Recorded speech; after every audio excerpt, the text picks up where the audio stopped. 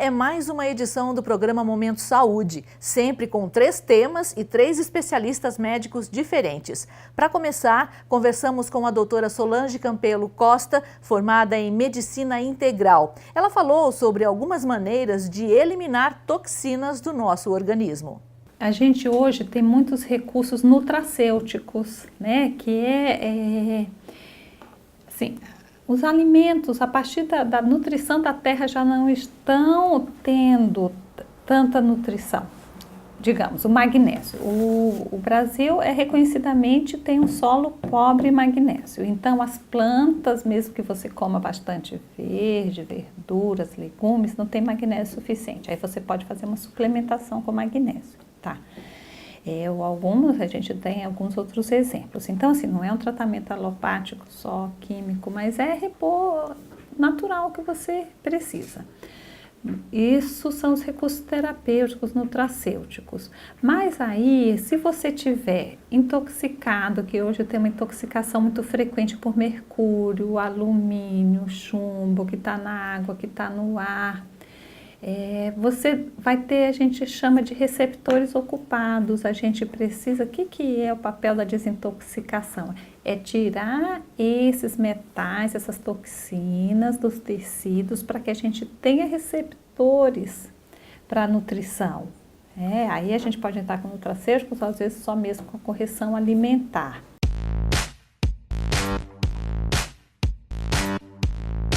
E aí a gente tem vários recursos para isso, mas assim, é muito importante. Aí a saúde já começa aí, ou a pessoa vai estar num processo de doença já instalado por essas intoxicações, ou a pessoa ainda nem tem nada, só quer promover a própria saúde. Pode começar a fazer essa desintoxicação. O fígado é central na desintoxicação. Ele é o órgão que faz a desintoxicação do nosso corpo. Tudo que a gente come tem que passar o sangue pelo fígado, ali ele faz aquele filtro. Também no dia a dia, o que não estiver bem, ele vai fazer a limpeza.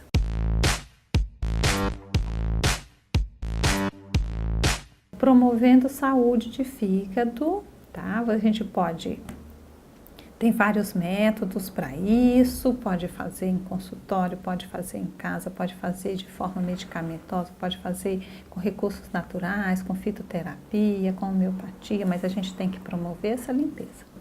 A gente tem que promover também uma limpeza de intestino, que é outro órgão também de eliminação e que vai eliminar todas essas toxinas. Aliás, os nossos órgãos de eliminação são pele, pulmão, também através dos gases, e além de intestino, rim, que precisa também eliminar através, o rim é um filtro que vai também fazer a eliminação de toxinas, e além do fígado. Então, a gente pode fazer enemas, são métodos antigos, comprovados, assim, e foram com o tempo deixando de ser usados, mas assim, são muito eficientes, simples, eficientes, usam os recursos naturais do corpo.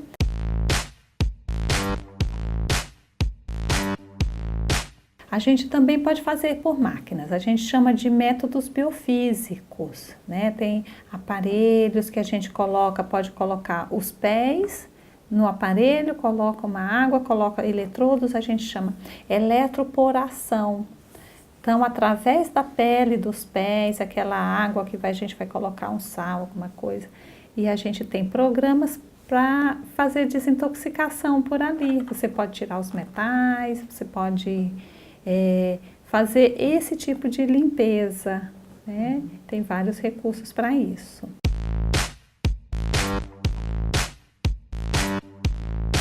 A gente sabe, todo mundo sabe hoje em dia, que a gente tem uma rica microbiota em todo o trato digestivo. O trato digestivo começa, eu falo, da boca até o fim. E a gente tem a flora, que seria a flora normal, que todo mundo tem, mas a gente tem a flora anormal ou patológica. A gente tem que fazer primeiro um diagnóstico dessa flora, onde é que você tem a disbiose. A biose é o normal, os micro-organismos normais, eles ajudam na nossa digestão, eles ajudam com produção de vitaminas, eles estão lá fazendo um papel normal. Mas se a alimentação não estiver correta, se não tiver os recursos que eles precisam, pode vir aquela flora anormal, que a gente chama de disbiose. Aí você vai ter gases, você vai ter todos os sintomas de trato digestivo, ou pode até nem ter, mas você vai ter alguns sintomas tipo pele. A pele diz muito de como que está funcionando o intestino, sabe? Mesmo a acne do adolescente, você já vê, é o intestino que não funciona bem. Eu sempre pergunto, já pergunto, a pessoa diz, é mesmo, como é que você sabe meu intestino está assim? Eu já sei, eu olho para a pele, eu sei. Sabe aquela pessoa do nariz entupido, ou a criança do nariz entupido, você pode perguntar como é que está o intestino. Não está bem, isso é sintoma. Ouvido, isso o otorrino sabe, mas às vezes não é, as pessoas não sabem disso, né? Que muitos sintomas que a gente acha que não tem nada a ver, está ligado ao intestino.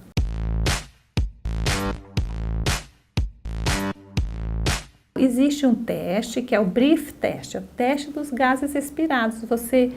Não é invasivo, é simples, é eficiente, porque tudo que você come vai ser digerido e vai ter como produto também gases. Então você vai ter que soprar 0, 30, 60, alguns minutos, né? Várias vezes, e você faz o diagnóstico de se a flora está alterada, a flora da microbiota, ou se está normal. E aí essa alteração pode estar nível de estômago, de intestino delgado, de intestino grosso. A gente faz primeiro o diagnóstico onde que tem alteração e aí a gente vai fazer a opção terapêutica, fazer um tratamento, né? Então isso é que é a modulação de microbiota. Com isso você pode emagrecer, manter peso, porque a pessoa com excesso de peso, ela tem uma flora que é diferente da pessoa magra. E aquela vontade de comer, sabe as bobagens que eu sei que não faz bem, mas eu tenho vontade de comer, isso é a microbiota que dá. Você muda a microbiota, diminui a vontade de comer aquilo que não fazia bem e acontece uma redução de peso natural. É muito interessante.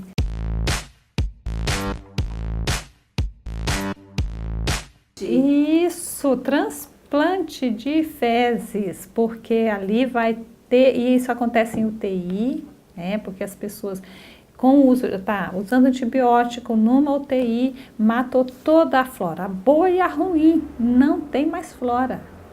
E aí eles fazem mesmo um transplante de uma pessoa normal, mas isso acontece um tratamento e tal, e aí faz como se fosse um implante, tem que implantar um pouco de bactérias, essas bactérias vão se reproduzir, colonizar o intestino, porque é necessário e acontece a cura. Isso eu tenho um amigo biólogo que faz isso, que faz esse transplante mesmo, ajuda muito. Então, a microbiota, essa modulação de microbiota é essencial para manter saúde.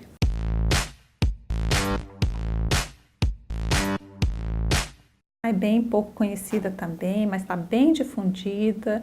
Nasceu na Alemanha com o Dr. Hünnecke e ela faz com que o corpo se auto-organize, se reorganize através de estímulos em sistema nervoso. Apesar de que tem esse nome de terapia, ela só é feita por médicos ou dentistas, porque é um procedimento invasivo, a gente precisa de agulhas, de injetar uma substância que é a procaína, que vai fazer com que a nível de sistema nervoso, por isso que chama neural, aconteça uma despolarização de membrana e aí depois a membrana repolariza, mas só que nesse momento ela faz uma reorganização do sistema nervoso.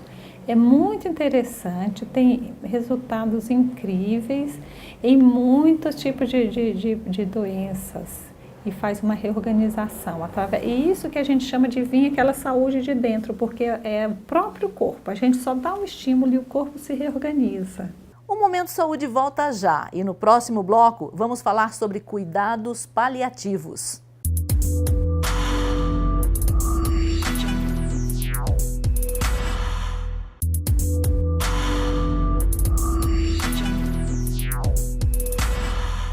Estamos no segundo bloco do Momento Saúde. Conversamos com o médico paliativista José Carlos Junqueira sobre cuidados para com os doentes terminais. Cuidados que se estendem aos familiares desses pacientes. Seria interessante a gente entender que o profissional de saúde, incluindo o médico, né, presta assistência aos seus pacientes. Então, como é que funciona isso, né? A gente pode dizer que o cuidado paliativo é um tipo de assistência, né? Assim como existe assistência com foco no tratamento curativo, existe assistência com foco no tratamento paliativo, né? Então, o cuidado paliativo é um tipo de assistência, é um tipo de abordagem que a gente faz ao paciente, né? Um ponto importante é o seguinte: vale para todo mundo o cuidado paliativo? Não, não vale para todo mundo, né? Então, o cuidado paliativo é oferecido a pessoas, a pacientes que têm um risco de morte, ou seja, um risco que ameaça a continuidade da vida da pessoa. Então, esse é um ponto-chave do cuidado paliativo. Então, o cuidado paliativo não é para todo mundo. O cuidado paliativo é para pessoas que têm doenças graves, né? Esse é o entendimento.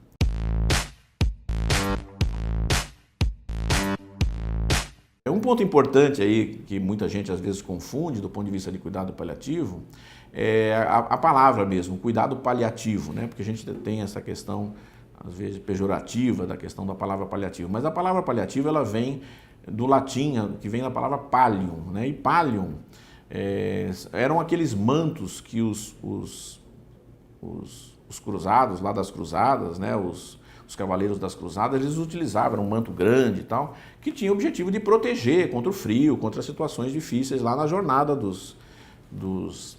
desses cavaleiros, né? Então, na verdade, a palavra paliativo tem a ver com proteção, manto, proteção, e não com a questão pejorativa que muitos de nós às vezes entendemos, né?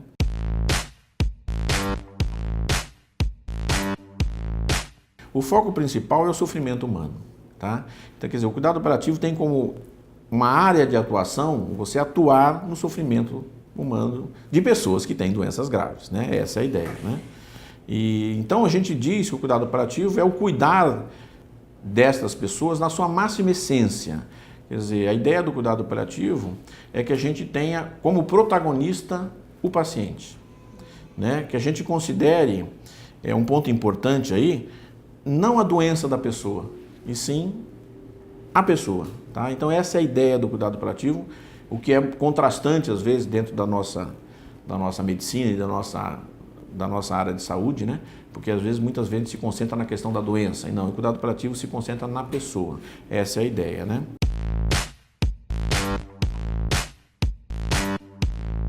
A gente separa esse sofrimento humano em 4 dimensões, né? A dimensão física, né? E aí envolve, por exemplo, a questão da dor, a questão da falta de ar, outros sintomas físicos que a pessoa pode ter, né? Mas também outras 3 dimensões, que é a dimensão psíquica, a dimensão social e a dimensão espiritual, né? E é nessa linha, então, que fica caracterizado o cuidado paliativo como, na essência, ser multidisciplinar, né? Porque ela trabalha sobre todos esses aspectos, né? Então, nós temos a atuação, então, não só do médico, como do enfermeiro, do psicólogo, do assistente social, e aí todos os profissionais de saúde atuando na preocupação ou com o foco do sofrimento humano, para a gente tentar melhorar, dentro do que é possível, o sofrimento humano de um paciente que tem uma ameaça de continuidade da sua vida.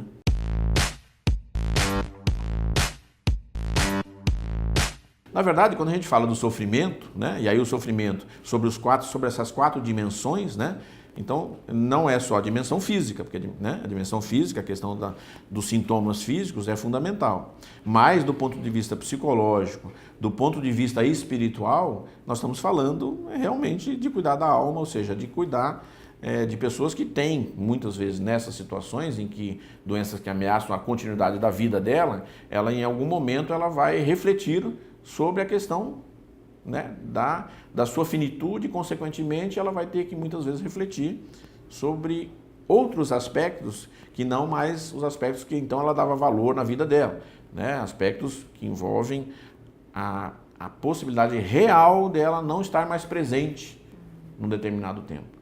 E aí ela vai ter que rever, e aí é por isso que a gente fala também um pouco dessa questão da preocupação da alma, né? Até interessante, porque a dor da alma, a gente não é morfina, não é remédio, um comprimido que vai resolver o problema da dor da alma, né? Por isso a questão dessas 4 dimensões. Então a gente foca de uma maneira muito mais integral o sofrimento do paciente e também da sua família, né? Essa é a ideia.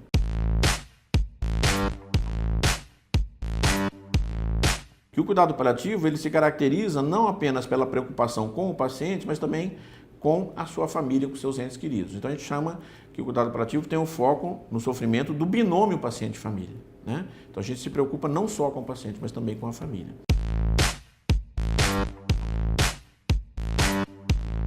A maioria dos pacientes que têm câncer, né, principalmente quando estão na fase avançada, eles são elegíveis para cuidados paliativos. Mas é importante a gente quebrar um pouco esse tabu de que só pacientes com câncer que são elegíveis para cuidados paliativos, né? Porque tem pacientes que não morrem de câncer, pacientes com problemas de coração importantes, problemas de pulmão importantes, problemas de fígado, por exemplo, pacientes com cirrose hepática na fase avançada da doença, né? E que morrem das suas doenças e com um grande sofrimento, uma grande intensidade de sofrimento nas quatro dimensões. Então, é um ponto interessante a gente entender isso, de quebrar esse paradigma que é só para câncer.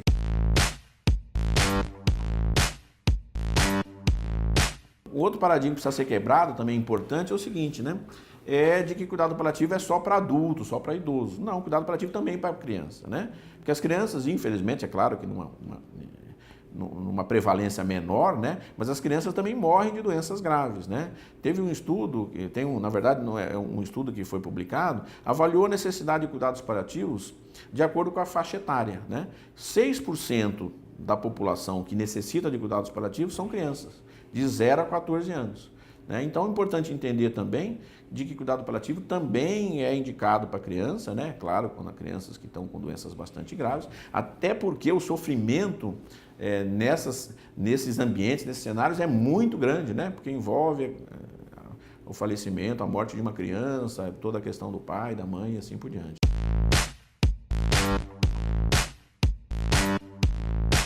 Na verdade, a gente poderia dizer, assim, em teoria, que onde tiver sofrimento humano, né, vai ter cuidado paliativo, né? Claro que sofrimento humano relacionado a pacientes que têm doenças que ameaçam a continuidade de suas vidas. A gente volta já.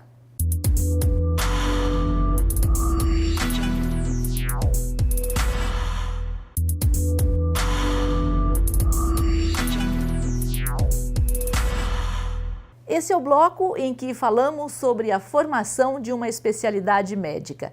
Quem vai falar sobre a escolha de cuidar de pessoas idosas é a geriatra Vera Bellinazzi. Geriatria é a especialidade médica que cuida dos idosos. E gerontologia é o estudo do envelhecimento de uma maneira geral, não só saúde e doença. A gerontologia, ela estuda o envelhecimento em relação à situação econômica, questões sociais, psicológicas, a fisiologia do envelhecimento no corpo, como que acontece nas células, nos tecidos e nos órgãos. Então a gerontologia ela é mais ampla. A geriatria ela está contida dentro da gerontologia. Gerontólogos são profissionais de nível superior que fazem uma especialização em gerontologia. Habitualmente eles são profissionais da área da saúde e eles se especializam nessa área de gerontologia fazendo um curso de pós-graduação. Então pode ser enfermeiros, fisioterapeutas, terapeutas ocupacionais, fonoaudiólogos, nutricionistas.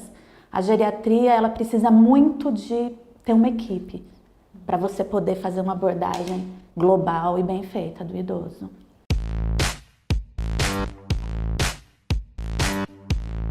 O geriatra se forma em medicina estudando 6 anos de graduação na faculdade.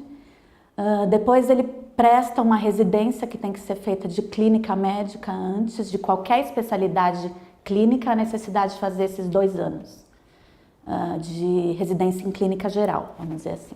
Depois ele presta então uma prova para fazer essa subespecialização, né, que foi o que eu fiz. Eu fiz 6 anos de graduação, 2 anos de clínica médica e mais 2 anos de geriatria. Eu me formei na Unicamp, fiz a especialização na época, porque não tinha residência ainda, que a geriatria é uma especialidade muito nova. Eu fiz essa especialização na Unifesp, na Escola Paulista de Medicina, aqui em Campinas não havia, né? E depois disso, continuei estudando, fiz mestrado, doutorado, cheguei a fazer um curso de cuidados paliativos também recentemente. E Então isso custa um tempo, né, a gente tem que estar sempre estudando.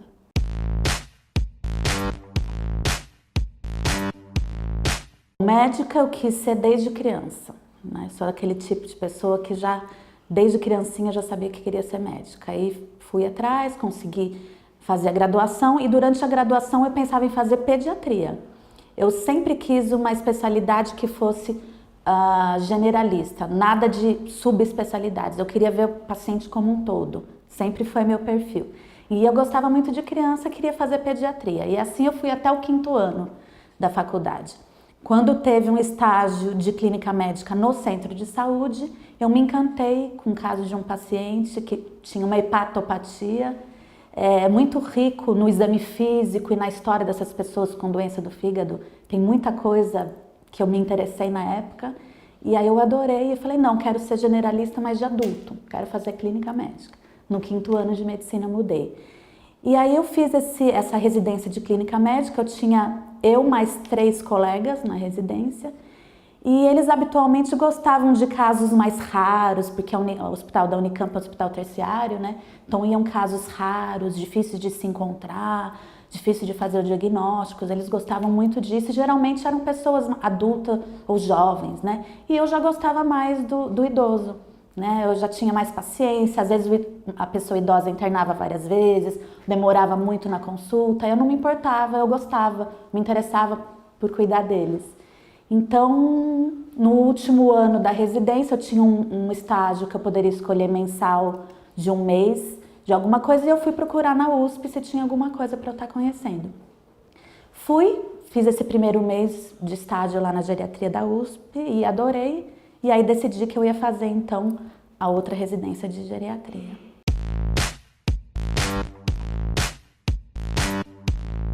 Foi assim, eu não tive ninguém que eu me espelhei para ser geriatra, porque na época não tinha nenhum geriatra que saiu da Unicamp médico e se formou geriatra.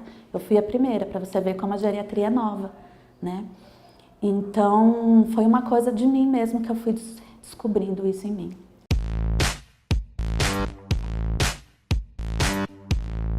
Não é comum, mas o que tem é, por exemplo, dependendo de cada médico, um médico ele gosta mais um geriatra gosta mais de estudar quadros psiquiátricos, por exemplo, demência. Então ele pode estudar mais aquilo e ele acaba atendendo mais aquilo, né? Tem geriatra, por exemplo, que gosta mais da área de reumatologia. Então ele acaba ficando conhecido por atuar bastante naquela área de osteoartrite, de osteoporose. Então os próprios colegas acabam indicando, né? Agora, hoje em dia tem ortopedia geriátrica, oncologia geriátrica, né? Então, geralmente são especialistas de ortopedia que fazem a subespecialização em geriatria também. Oncologia, que também é geriatra. Então, hoje em dia está realmente aumentando um pouco. Mas é bem raro, né? Se ter geriatra já é difícil, que dirá um super especialista, né?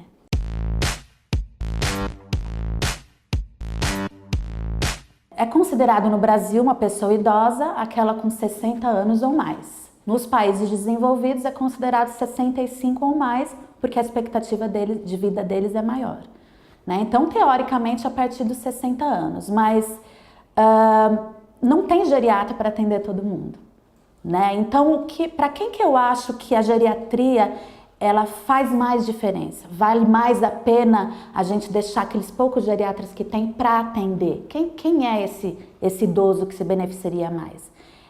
Eu acredito que são os idosos muito idosos, que em inglês a gente fala very old, né? Os muito idosos que são acima com 80 anos ou mais.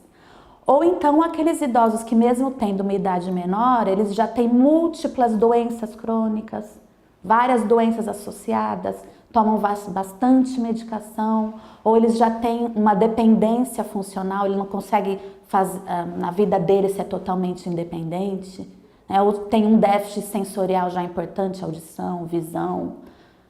Eu acho que o geriatra consegue acrescentar mais nesses casos.